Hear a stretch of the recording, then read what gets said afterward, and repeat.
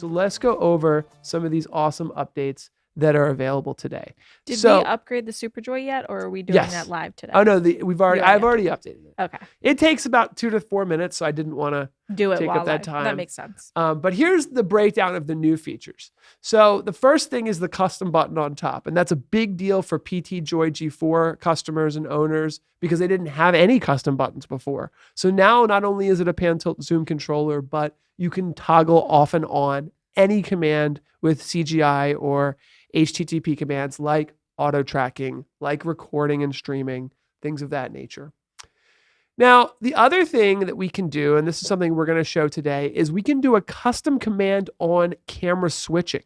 So if you switch from camera 1 to camera 2, you can do some cool things. And I'm going to show that today. When I go to camera 2, I'm going to have it set up so that my video output actually changes in vmix. And Mike, I don't know if you want to show this now or if you want to show this later, but I have this set up to show really quickly. If you go over my shoulder onto my vmix screen here, when I switch to camera 2, it actually switches in vmix just by switching from camera 1 to camera 2. And I'm going to show you guys how that works. Why is that nice? Because if you're doing camera switching with a joystick, you can now have your video production software follow what you're doing on the joystick. And so that's pretty nice, especially if you want to make sure that your video producer and your camera controller are on the same page. So we'll look at that in more detail. The PTZOptics G4 gains super preset support. What's a super preset? Well, a super preset allows you to control multiple cameras at the same time with the click of a button. So Mike, why don't you bring up my super preset here? I click one button on my joystick. This is a custom button, and 4 cameras are moving. This is really ideal if you're doing scene changes from left to right. If you kind of can plan out your production, you can have a single button. When you click it, I believe it's up to 7 cameras can move at the same time. And you can send a command to vmix or any system with HTTP API as well. So that's pretty cool. The PTZOptics G4 is a big winner here, getting a lot of upgrades that were only available on the SuperJoy before this firmware update. Now, another big one is Panasonic camera support. So you might see I've got a Panasonic camera in front of me here. We're going to go over, I'm going a little faster. I just want to cover all my bases. I've got a Panasonic camera right in front of me, and I can now control it from my SuperJoy, and you can control it from your PTZOptics G4. So a lot of our customers have Panasonic cameras, and Mike and I are going to look at this in more detail as we kind of move along here. But I've got my Panasonic camera in here. I got a Panasonic camera right in front of me, and it's really, really responsive. I love how well they've put this together. Pan, tilt, and zoom, and preset controls with some other features as well for Panasonic cameras. So we'll dig into that and how that works in a moment. Someone's asking if Canon support. Canon is not currently on our supported list. We are looking into that. And I know for a fact we're working on some Canon stuff that's coming out next year. But I do not believe Canon's on there. I'll have to ask the engineers, though. We might even get a response from our engineers on that one. Okay. In the chat. I'm not sure.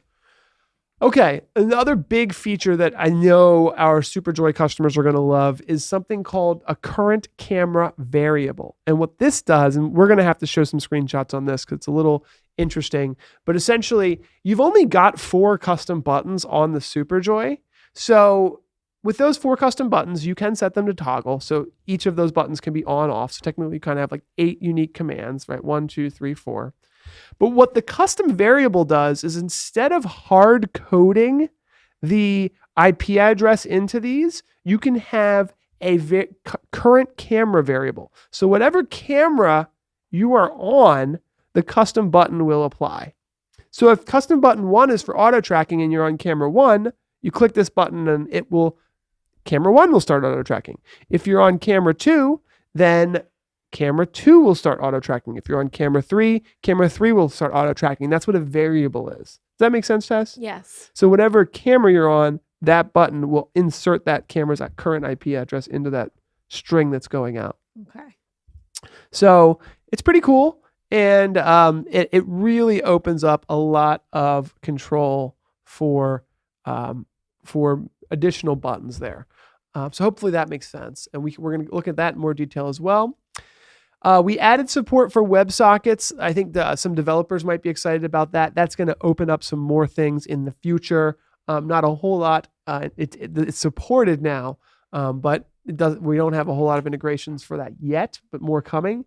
The SuperJoy, this was a big one, now displays exposure and white balance modes in the display screen. So that's cool. And we also have new virtual custom buttons. So we're calling these the virtual custom buttons or soft custom buttons, meaning you have 4 custom buttons on the SuperJoy. You have, well, actually 5 if you include the one on the top now. You have 1 on the PTZOptics G4, but you have an unlimited number of virtual soft custom buttons that are available in the web UI. Those are used for the triggers. So we looked at, for every single camera, you can trigger an action to happen when you click it. So when you switch to camera 2, you might want to tell vmix to make sure that camera 2 is in preview. So those are done by setting up custom soft buttons and telling the joystick, and we're going to look into all this. Maybe I'm going a little too fast. Don't worry. Each of these we're going to go into in detail.